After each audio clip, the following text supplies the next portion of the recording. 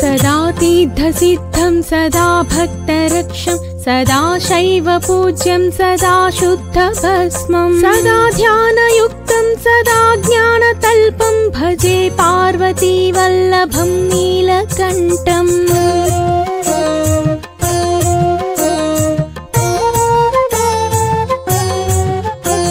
श्मशानं शयानं महस्तानवासं शरीरं गजानां सदा चर्मवेष्टं पिशाचं निशोचं पशूनां प्रतिष्ठं भजे पार्वती वल्लभं नीलकण्ठम्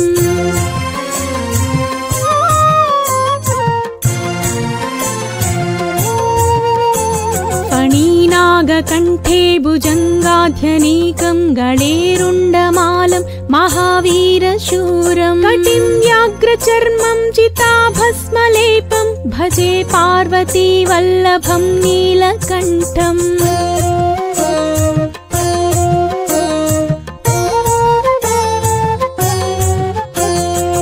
शिरशुद्धगङ्गा शिवा वामभागं दीर्घकेशं सदा मां त्रिनेत्रं फणीनागकर्णं सदा बालचन्द्रं भजे पार्वती वल्लभं नीलकण्ठम्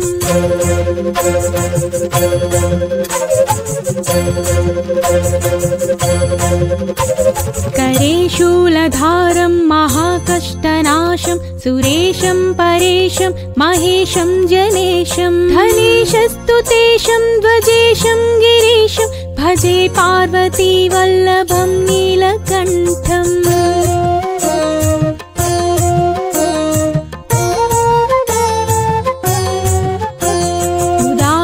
सुदासं सुकैलासवासं दरानिद्धरं संस्थितं ह्यादिदेवम् अजाहेमकल्पद्रुमं कल्पसेव्यं भजे पार्वती वल्लभं नीलकण्ठम्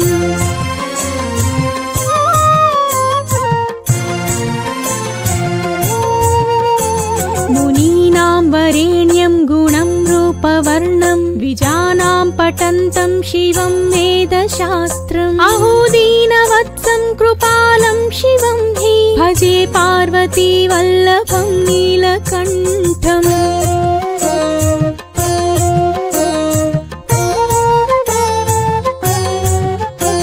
सदा भावनादः सदा सेव्यमानं सदा भक्तिदेवं सदा पूज्यमानं सदा तीर्थवासं सदा सेव्यमेकं भजे पार्वती वल्लभं नीलकण्ठम्।